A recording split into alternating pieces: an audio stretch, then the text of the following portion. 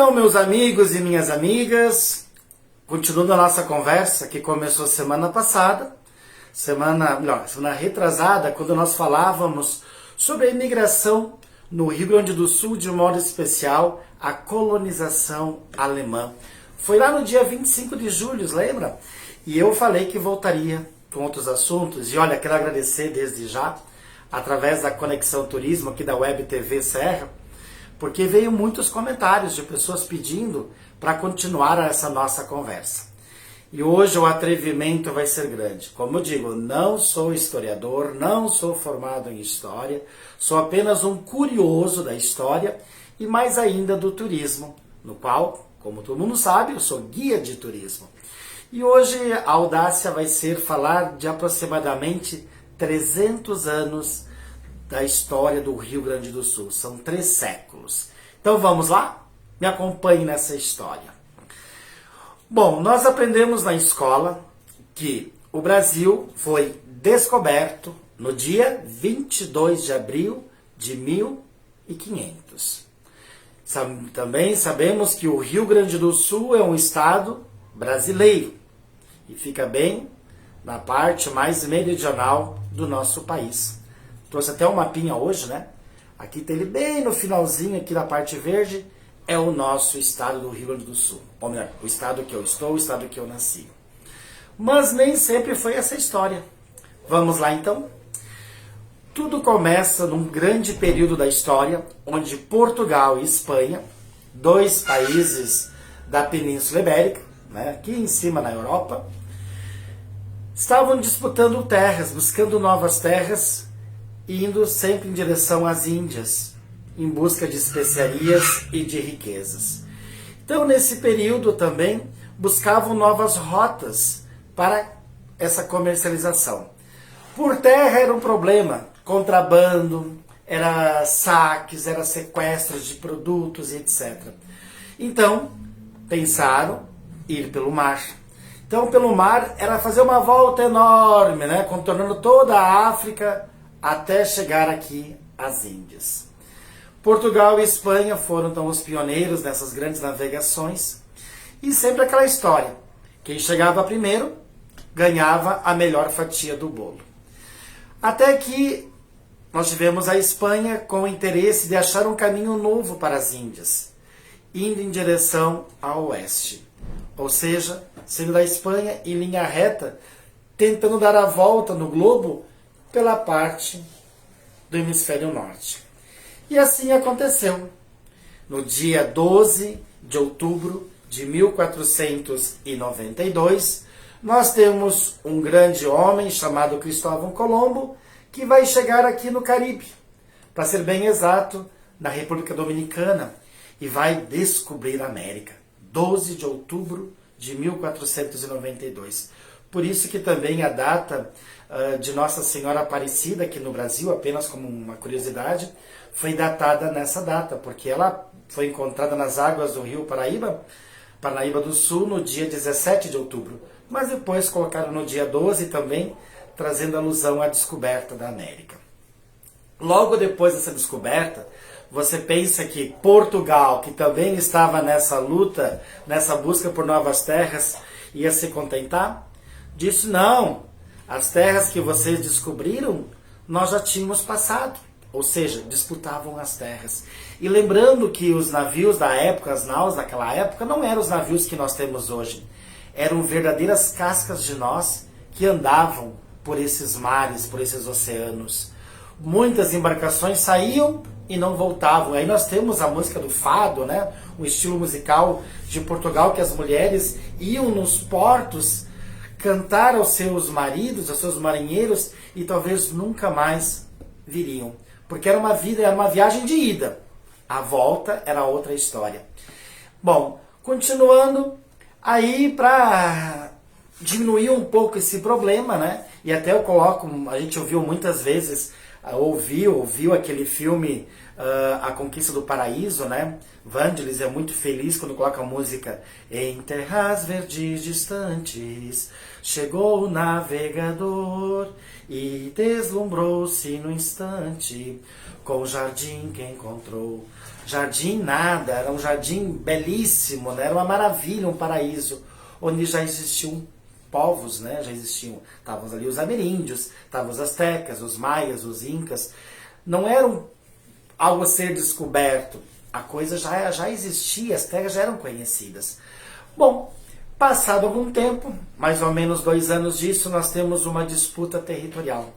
Portugal e Espanha começam a exigir que parte das terras descobertas a um ao outro pertencia.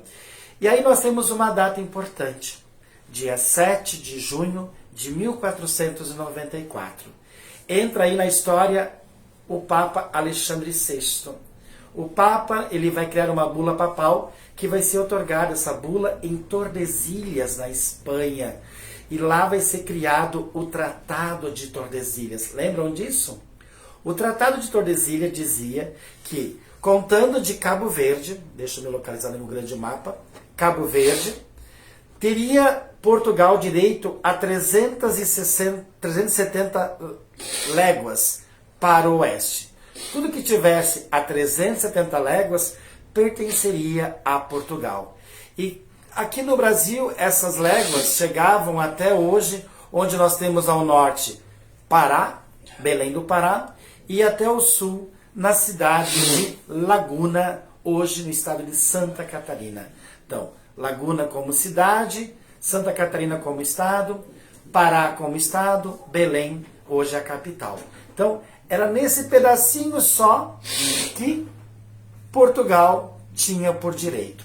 Então, quando Pedro Álvares Cabral chegou aqui em 1500, ele não descobriu nada. Ele só veio tomar posse daquilo que já tinha sido declarado pelo Papa e depois pelo Tratado de Tordesilhas 6 anos antes, que foi no dia 7 de junho de 1494. Bom, Portugal chegou e começou a criar o que aqui? As capitanias hereditárias. Tudo no leste do nosso país, do Brasil. E tudo que era a oeste pertenceria à Espanha. Então, olhando por esse mapa, como nós temos agora aqui, ó, através desse meridiano imaginário, nós vemos que o nosso estado do Rio Grande do Sul ficava todo em território espanhol. E isso foi até 1777, quando no dia 1º de outubro tivemos um outro tratado, o Tratado de Ildefonso. Até essa data, o estado do Rio Grande do Sul pertencia oficialmente à Espanha. Mas vamos chegar lá, a nossa conversa vai longa. Então, as capitanias hereditárias começaram a organizar o Brasil, principalmente a região nordeste. Nós temos o ciclo do pau-brasil, o ciclo da cana-de-açúcar, né? Que nós ouvimos muito isso na escola. Tudo parecia bonito, parecia uma paz, mas pensem comigo, Portugal vai ficar apenas com esse pedacinho aqui de terra? Claro que não. Passado algum tempo, essas terras, do outro lado, que pertencia à Espanha, vai ganhando seu domínio. Aí nós vemos a questão dos povos incas, astecas e maias, que são praticamente dizimados pelos espanhóis, né, que vêm ali os espanhóis através da própria igreja, né, que vai forçando a catequese, a conversão desses povos, dessas civilizações, e vai se exterminando, levando o que? Principalmente do continente americano, ou seja, Latinoamérica, né, do México para baixo, as riquezas, o ouro, a prata, que existia e muito. Até podemos trabalhar um outro assunto sobre esses povos, astecas, maias, incas, porque eu adoro. Eu tive a oportunidade de ir muitas vezes ao México, muitas vezes até mesmo ao Peru, né? Peru eu cansei de ônibus aqui de Porto Alegre até lá. Muitas vezes com a Andes Turismo nós fomos de ônibus, né? Com a Spazini também levando excursões como também de avião, muitas vezes eu fui. Então é um lugar, um destino, e temos saídas agora. Quem quiser viajar, temos um grupo fechado para os próximos meses de ônibus. Quem quer fazer essa aventura, saindo aqui de Porto Alegre, pegando o norte argentino, subindo pelo Chile, em Arica, chegando lá no Peru e depois voltando pela Bolívia. Ou seja, é uma viagem incrível. Bom, mas voltando isso, então esses povos foram sendo dizimados pelos espanhóis. E esses espanhóis vão dominando também a Bacia do Plata. A bacia que hoje é para nós seria Uruguai e Argentina. Nessa época não existia essa composição geográfica que nós conhecemos hoje. Tanto que a Argentina vai ter a sua independência em 1809. Então você vê que é bem posterior.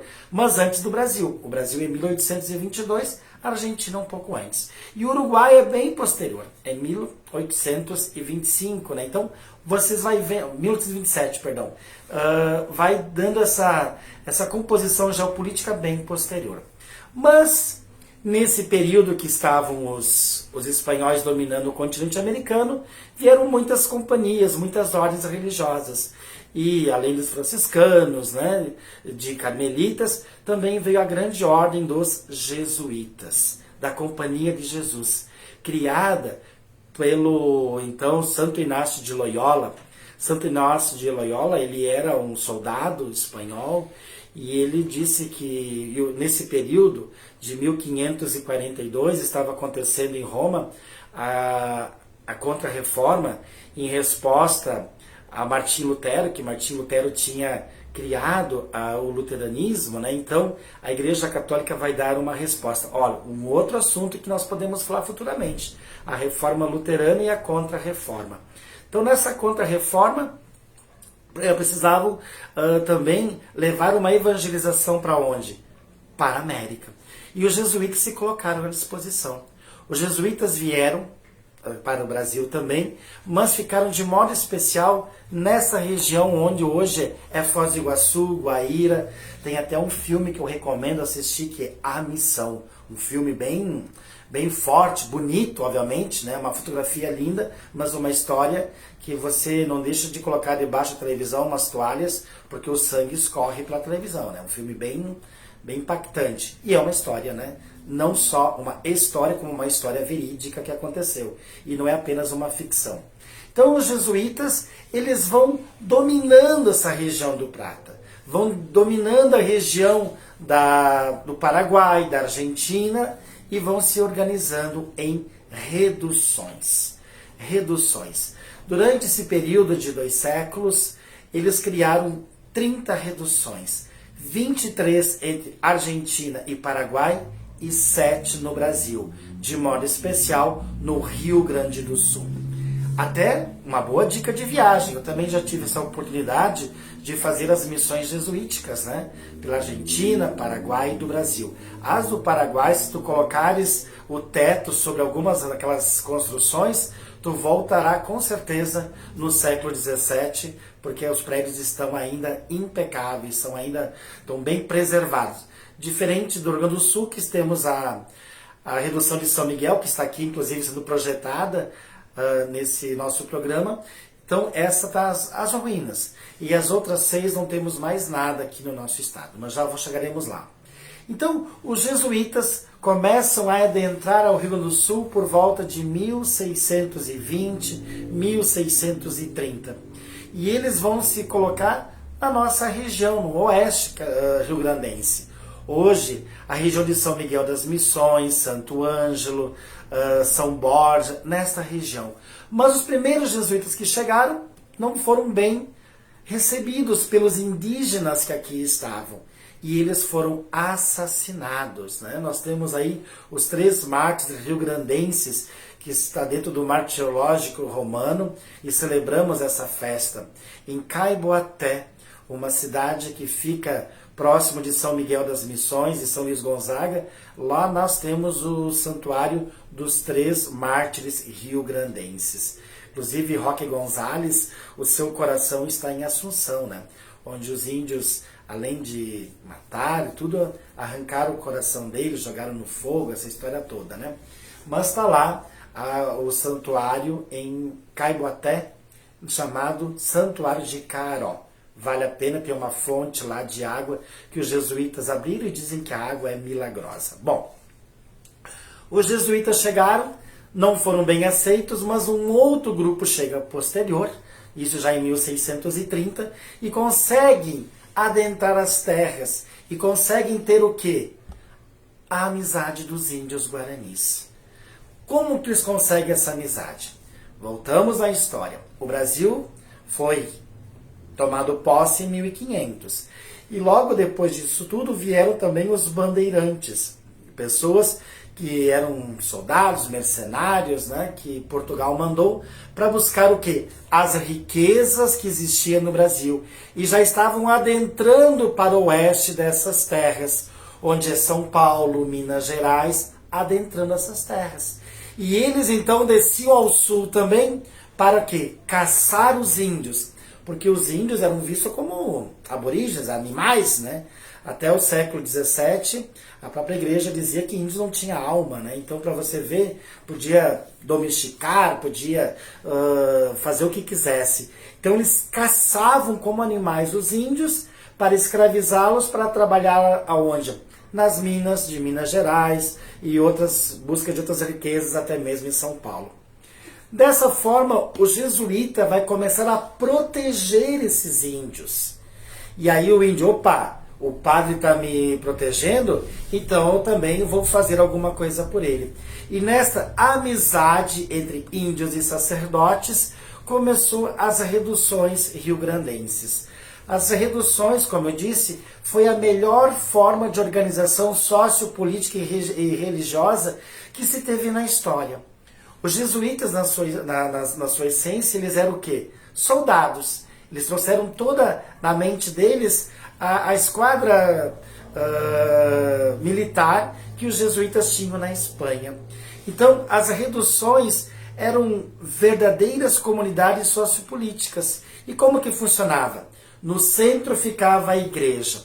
Do lado direito deles ficava normalmente a casa dos padres, as oficinas, porque os índios, eles também aprenderam a fazer muitos ofícios com os padres. Além de fazer esculturas, também aprenderam a manusear o ferro. As primeiras fundições que tivemos aqui nessa região foi com os padres jesuítas. Aqui também ficava no fundo a cadeia, aqueles que não se comportavam bem também eram levados e corrigidos. Do outro lado da igreja nós tínhamos o que? O cemitério. De um lado homens, mulheres e crianças. E bem no fundo do cemitério nós tínhamos o Cotiguaçu. O que era o Cotiguaçu? Era um lugar onde ficavam as viúvas e os órfãos. Ali ficavam os órfãos e as viúvas. Na frente da igreja, um grande pátio vazio, um campo onde aconteciam as festas religiosas, as manifestações dos índios, aonde se encontravam. Ao redor desse campo, ficavam a casa dos índios. As reduções tinham de 2.000 a 5.000 moradores, e cada casa tinha de 4 a 7, 8 famílias. E na frente de tudo isso nós tínhamos o cabildo, que era a prefeitura, onde ficavam os chefes dessas comunidades, dessas casas. Tudo era de uma forma democrática. O padre não dizia, faça isso. Ele ia, levava a ideia para os caciques, para os comandantes, e esses que organizavam tudo. Então era uma forma muito democrática de um período. Era 2 sacerdotes normalmente, que comandavam, organizavam mais ou menos de 2 a 5.000 índios. Pensa nisso. Aí, de certa forma, o índio trabalhava para os padres, cultivava a terra, e a grande economia deste período foi a erva mate, a Ilex paraguasiensis, uma erva que veio do Paraguai. No início, os padres não gostaram dessa ideia, porque os índios, eles consumiam essa erva principalmente em rituais religiosos. E os padres tinham a intenção de catequizá-los na fé cristã. E aí os próprios caciques diziam aos padres, padre, deixa como está, porque essa erva também, tomada de forma de infusão, ou seja, com água quente, ela é energética, ela é estimulante. ajudará no trabalho. E assim eles não cairão no problema do alcoolismo, que bebia-se muita cachaça também, né? Então, trocavam isso, e aí os padres viram que era uma fonte de riqueza, e uma cidade que hoje é chamada Santo Ângelo foi a capital da erva mate, aqui no nosso estado. Os jesuítas então conseguiram fazer 7 reduções dessa forma. São elas: a de São Borja, era São Francisco de Borja, São Lourenço Mártir, São Luís Gonzaga, São João Batista, São Nicolau, Santo Ângelo Custódio e São Miguel. As 7 reduções jesuíticas. Dessas, a que sobrou alguma coisa, que visita-se hoje, que é patrimônio da humanidade, é São Miguel das Missões. E a Igreja Catedral de Santo Ângelo, ela tem a sua fachada como talvez a fachada de São Miguel, porque o que sobrou da cidade foi aquela praça que você nem imagina que ali foi uma redução. São João Batista foi uma das reduções que trabalhava a fundição do ferro. Algumas pedras, né, que são ricas em ferro, elas eram queimadas, etc. E os padres faziam ali as lanças, as foices, as enxadas da época. Então, também os índios com os padres e os padres com os índios conseguiram navegar os rios, principalmente o rio Uruguai. E assim descia da Bolívia, pelo rio Uruguai, o quê? As riquezas, as produções, principalmente a prata, que era extraída da onde? Da Bolívia. E tudo chegava aonde? Bem aqui embaixo, bem no finalzinho, no Mar del Plata, que é a junção do rio Paraná, que entra pela Argentina, e o rio Uruguai. Então, fazendo uma grande foz. E ali, então, se comercializava no vice-reino da Espanha, que era Buenos Aires, a capital. Então, tudo que se produzia isso, daqui nessa região, era mandado para onde? Para a Espanha. Para a Espanha. Bom, tudo parecia bonito, até chegar o ano de 1750. O dia 13 de janeiro, fatídica data, de 1750. O que aconteceu aqui? Portugal e Espanha, bem distante dessa região, estava aqui em cima na Península Ibérica, vão reunir-se o governo de Portugal e de Espanha e vão criar o Tratado de Madrid. O fatídico Tratado de Madrid. Por quê? Nesse período, Portugal queria trazer pessoas para colonizar as suas terras, descobertas há 250 anos. Então eu só vou ganhar posse de terras se eu tenho gente habitando. E isso vai acontecer, mas de uma forma muito triste. Sabemos que, se voltarmos um pouco na história de 1750, eu quero voltar ao ano de 1680, ou seja, um pouco antes disso, ou seja, 1680. O que aconteceu nessa data? Portugal tinha suas terras até onde? Até Laguna Santa Catarina, aqui embaixo. Mas era muito pouca terrinha para eles. Então, através de uma caravana, de uma comissão, eles vão adentrando e vão aumentando isso aqui, chegando até aqui embaixo, no hoje é oeste do Uruguai, na cidade de Colônia do Santíssimo Sacramento. Ali, Portugal vai criar uma edificação, um forte, e nessa edificação vai colocar soldados, que vão entrar em guerra com quem? Com o governo de Buenos Aires. Um ótimo destino turístico é o Uruguai. O Uruguai é um país pequeno, muito pequeno, tem mais ou menos 3 milhões e meio de habitantes e quase 8 milhões de ovelhas, né? O Uruguai era terras rio-grandenses até 1825. Foi através da Guerra da Cisplatina, outro assunto que nós podemos conversar futuramente, nós perdemos 1/3 dessas terras, criando assim o Estado Oriental do Uruguai em 1827. Mas essa guerra aconteceu em 1825 por falta de estratégia daquele que é o Marquês de Barbacena. Marquês de Barbacena cuidava dos rituais das mesas lá em Minas Gerais e foi mandado por Dom Pedro I para comandar uma guerra. Um cara que conhecia a etiqueta vai ter que fazer essa história de guerra. Então, perdemos essas terras. Mas em 1680, então, lá será colocado um forte. Pensa comigo, Portugal colocou um forte bem na foz do rio Uruguai e do rio Paraguai. Pedia, jogando, imagina, entrando no vespeiro. E é obviamente que a Espanha não vai permitir. E qual que era o interesse de Portugal fazer um forte ali?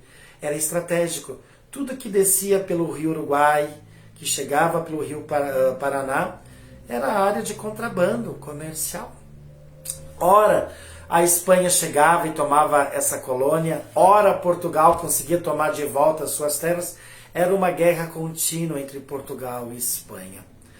Até então que houve esse Tratado de Madrid para pôr o que? Uma certa paz nesta região. E novamente, Portugal queria adentrar mais além desse meridiano criado em Tordesilhas em 1494 pelo Papa Alexandre VI.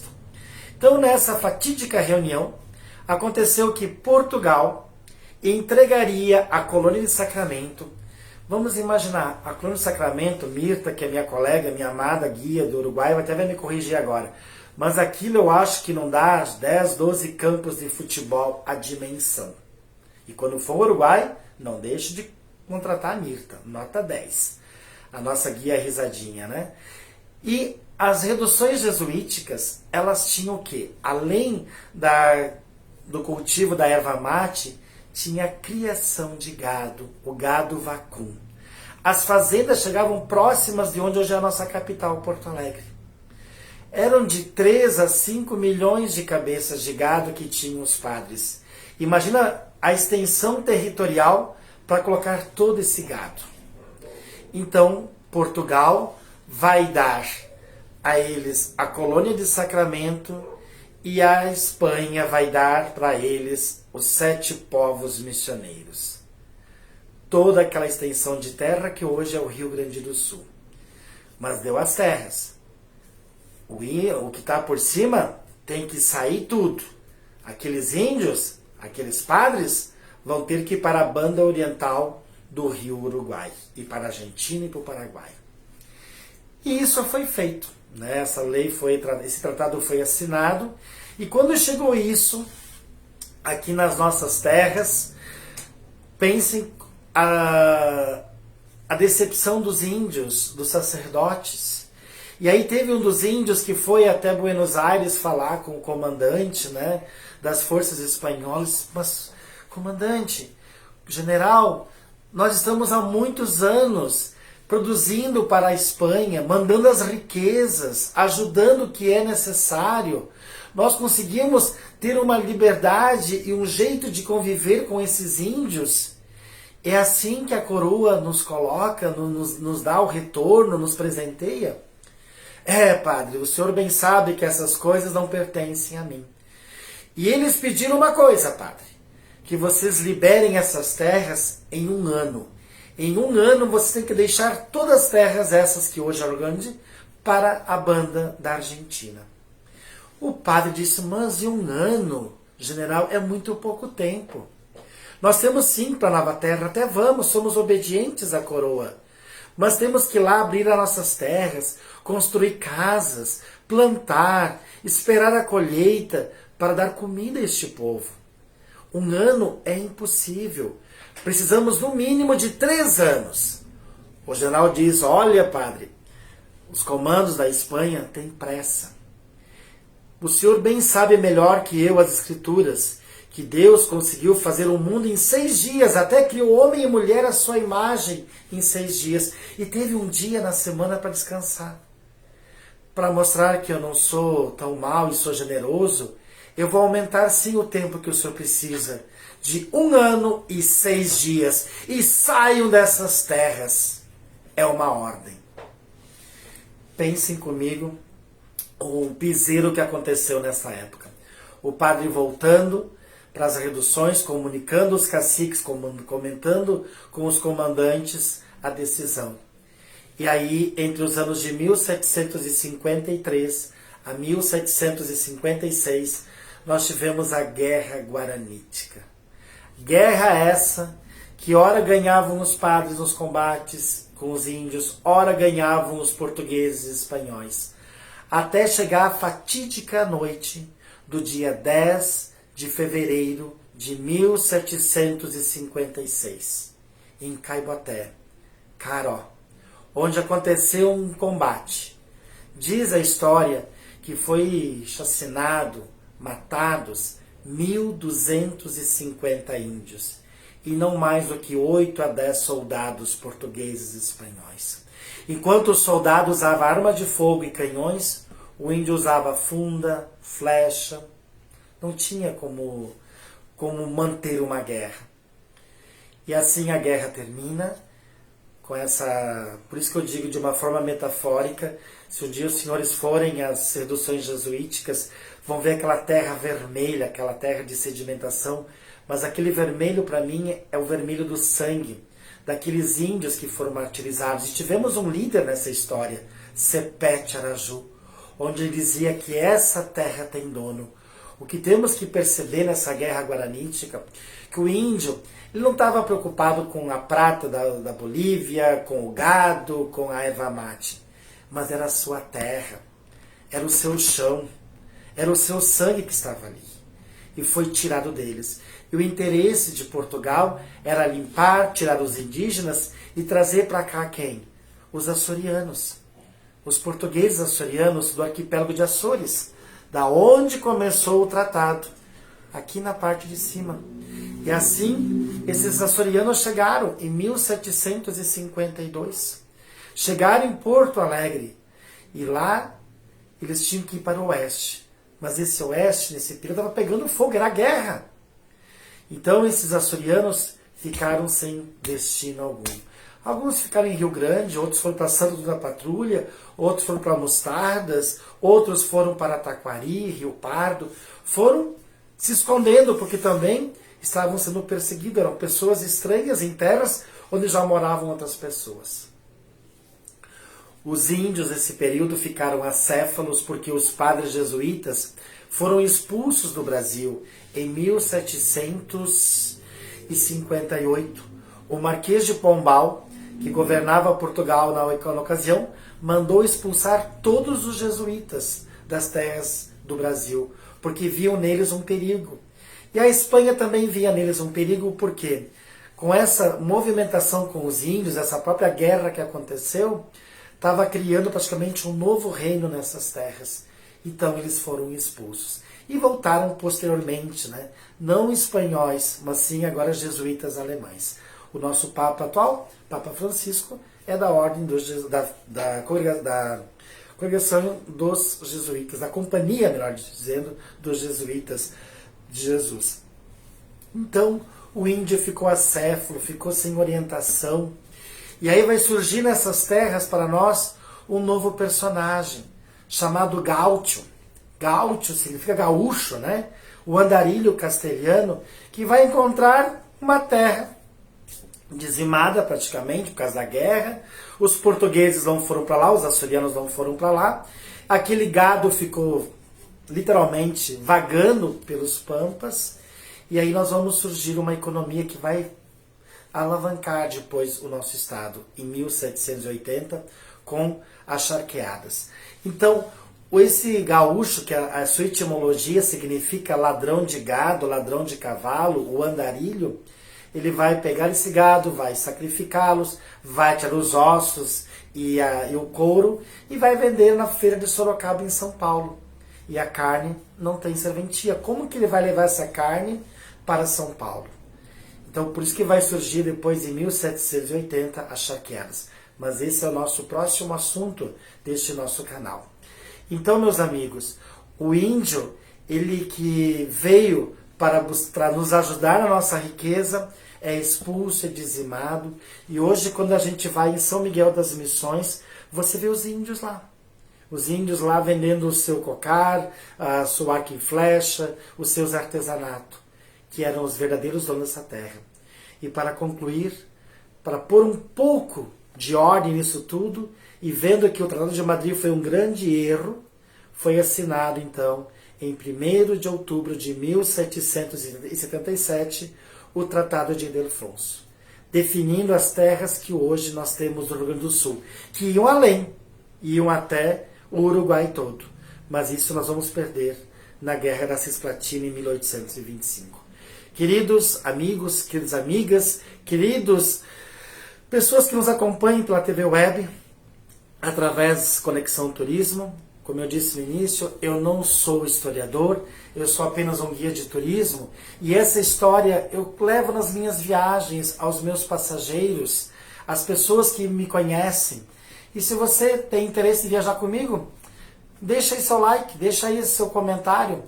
E já vou dizendo, mês que vem eu estou na Croácia, né? Estou nas Ilhas Gregas, estou na Itália.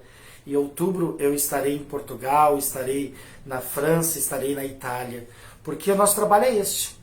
E já fica aqui o nosso convite para o nosso próximo canal, para o nosso próximo apresentação, que vai ser as charqueadas. Charqueadas rio-grandense de Pelotas, Rio Grande, Bagé, que foram 23 charqueadas, né? Que foi a primeira grande economia do Rio Grande do Sul.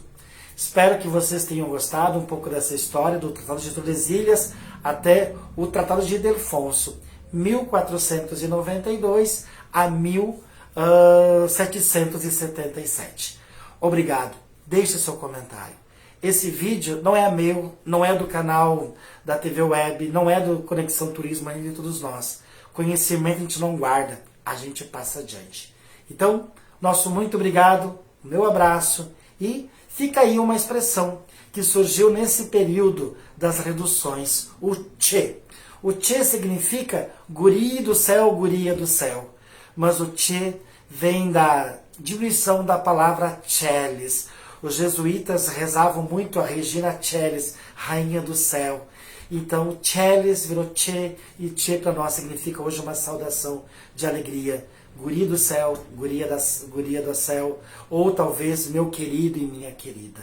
Então, que Deus abençoe a todos e continuamos amando essas terras, como os índios, como Sepete Araju dizia, essa terra tem dono. E é isso que nos faz ser gaúchos e gaúchas, porque nós defendemos nossa história e nossas tradições. Um beijo no coração e até a próxima. Obrigado por nos acompanhar. Valeu. Isso aí, Cid.